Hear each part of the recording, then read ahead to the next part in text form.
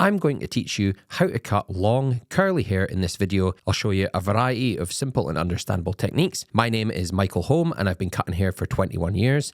Let's get started right away. I'm going to wet the hair down. I always like to scissor cut on wet hair. Now, I'm starting right in the middle at the back of the head, and I'm going to work in sections. So starting at the top, I'll then be able to work my way down and across, following these arrows. So from that point in the middle at the back of the head, I can use the comb to pick up some hair lower down, and I can see my guide. It's right there in my knuckles. So I know that I'm maintaining the same length as I work my way down to the next section. And here you go, you can see that guide again, because I've gone down for the third section.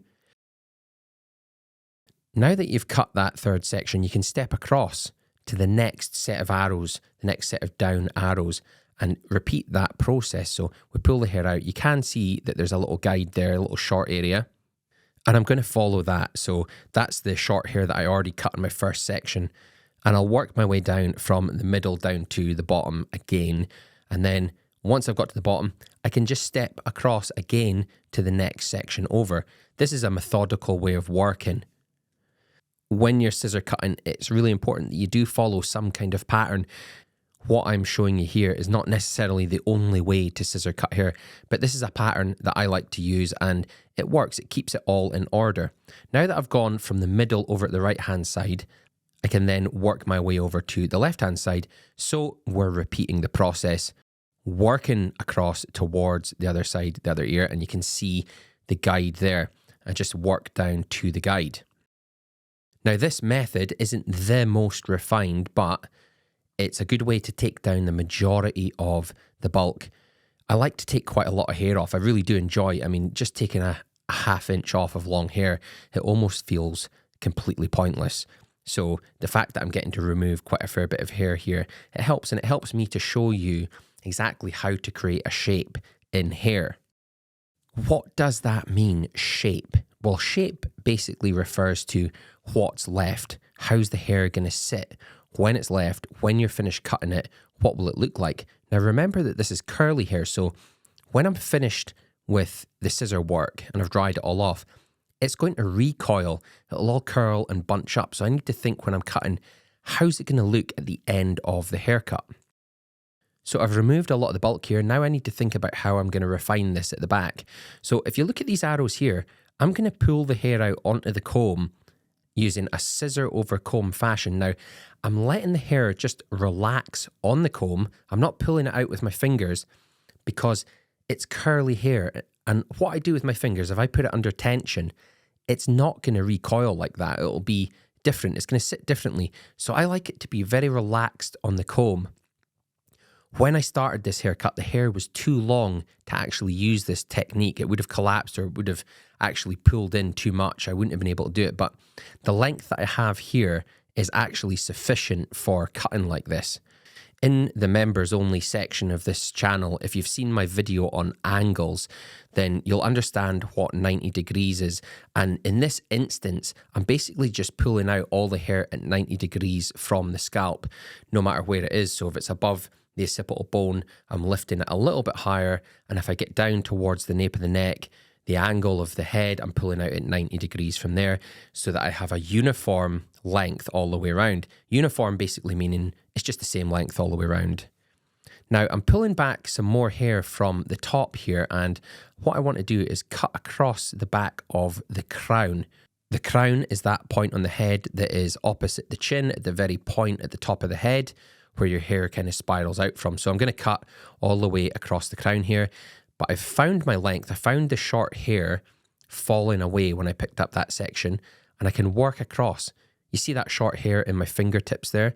I'm using that as my guide as I work across all these sections. Look at the 1 minute barber there. He is concentrating hard.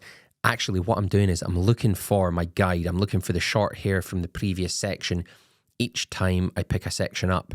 Sometimes when you're watching me, you'll notice I work quite quick, but it's because I know what I'm looking for and I can see the guide quite quickly. So I've given it a little ruffle, and that seems like a decent length. Let's move around to the side now.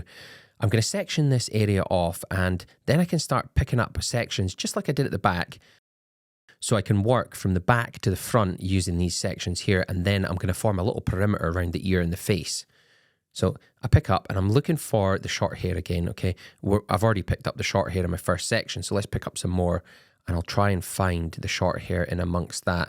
I can see it there, so I'll cut and then I'll work forwards from there. You can see how methodical this is. So there is a method. There's that short hair again, and I keep working forward. Because I have that guide, it's keeping me right the whole way around the head. And it's something that a lot of people are afraid of when they're cutting long hair.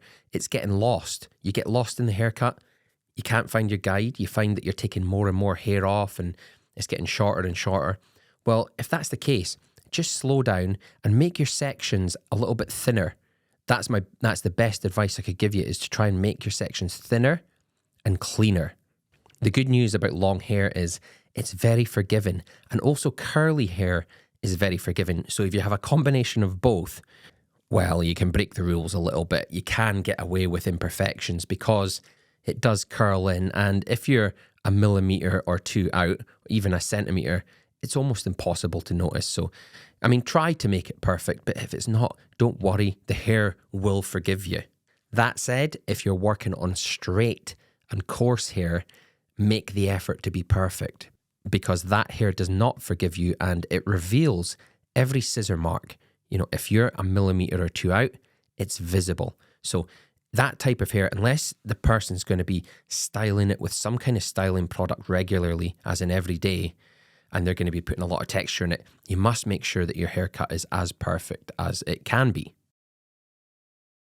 At the perimeter here, I'm pulling the hair down towards the face, but I'm adding a little bit of length on my perimeter because I need to remember that when I release this, the hair will recoil slightly and it's going to dry and lift up. So we must be careful not to go too short on the perimeter. You can always adjust it when it's dry. Remember that, okay? You're going to get a real shock if you take it too short when it's wet and then you dry it, then it's going to be really short when it's dry. Believe me. So a little bit of a check just between the perimeter and the interior of the haircut, a little ruffle, and that looks okay. On the top, what I'm going to do is I'm going to find my length from the crown. Remember I cut the crown a few minutes ago. So if I lift that up, there's the short hair, and I can carry that forward into these sections at the front. I'll just work across the crown a little bit and take those sections. Now, here we go. There's some short hair there. So I'm going to cut to that, and then I can work forwards from there. I've found the length, and the good thing is, it's exciting, is I get to cut a lot of hair off here. You will begin to visualize, actually, when you're cutting long curly hair, just how it's going to fall. And the more that you do, you're going to get a feeling for how you can give it some kind of shape. There's that guide again. And what I mean by shape is you can visualize the density that it's going to sit from the scalp, how high up from the scalp it's going to sit. And that will give you clues for what length to cut it to. Now, no matter how curly hair is, when it's a certain length, it will start to collapse to the side. And that's because there's enough weight, enough length and weight to pull the hair straight. Okay, working towards the front, I'm not really too worried about keeping it any longer on the front. I'm just going to cut it to the same length as everything else on the top. What I've done is I've cut the sides and I've cut the top, and I need to tie the sides and the top together. So what I need to do on this area is I'm just going to lift up sections working from the back towards the front, and I'm going to look for any long hair that's in between my two shorter areas. You can see it here on the video. I'm lifting up, there's long hair there, there's not a lot, and I'll just work my way towards the front, trimming that long hair away. This is what's tying our whole haircut together between the sides and the top. Now, a couple of things as you're watching this, I do also teach barbering on Udemy, and I'll leave some links down below for that, as well as links for the scissors I'm using today. And also, I've started populating the members only section of the channel with some educational videos, and I intend to keep putting out more in-depth knowledge on there. So if you're really interested in things like angles and that type of content, I will be putting more of that content on there. There is one lesson already on the member section about angles. It's very basic, but My next lesson will be on what I would call decreasing angles for creating a taper. That did sound complex, but it's actually very, very simple. If you've been following the channel for a while, you'll know that I am quite obsessed with making things simple for you. I want you to understand, and I want it to be as easy as possible. Now, with that said, am I making this easy? Is this understandable? Please let me know in the comments below if there's anything that you didn't understand or anything you think I did wrong. If you think there is, or anything that you've learned, drop it in the comments, because feedback always helps me, and it helps me cover those issues in future videos. So I've tied in the other side now between the side and the top. I'm just going to give it a little check over. And then what I need to think about is the fringe.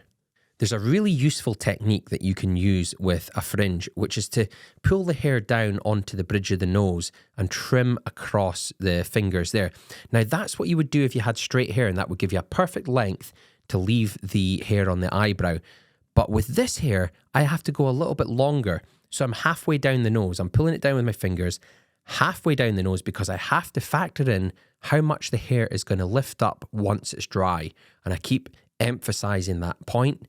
Curly hair will lift up higher. So I can tie my fringe into this hair at the side here. You won't see me very often pulling hair down with my fingers and cutting it with the scissors. But for this haircut, that's what I'm doing, because it is curly and I want to get it uniform at the front. But when I release it, I know where it's going to sit. Now, using the fine teeth of the comb, I'm going to comb this down at the back and get as much tension as I can on the back. I just want to pull it right down and make sure that it's even across the back. Now, you can't see this, but all I'm really cutting off is just the very, very ends. Any single hair that looks like it's sticking out or it doesn't belong there, I'm evening that up now with this final check at the back of the head. The product I'm going to use on this is salt spray. So I'm going to spray in a little bit of salt spray all the way around and then dry it off. Here's another important tip for curly hair. Only dry the hair until it's around about 80% dry. So you want a little bit of moisture left in the hair. And that's so that the hairdryer doesn't turn your curly hair into frizz. I've warned you about frizz. Frizz looks terrible. Your client isn't going to be happy with a head of frizzy hair when they leave. They're going to want a nice, bouncy, curly head of hair. Now, what do you think? I'm working this with my fingers. I'm just trying to amplify the curl a little bit. But this is my end result. I think I have a pretty uniform head of long, curly hair. Do you like it? Was this video useful? I hope it helped you with an area of scissor cutting that a lot of people are very afraid of. You'll see it's not something to be afraid of. You just have to follow a methodology and you'll be able to do it. Just practice. Now, I hope you enjoyed it. I'll see you in my next video.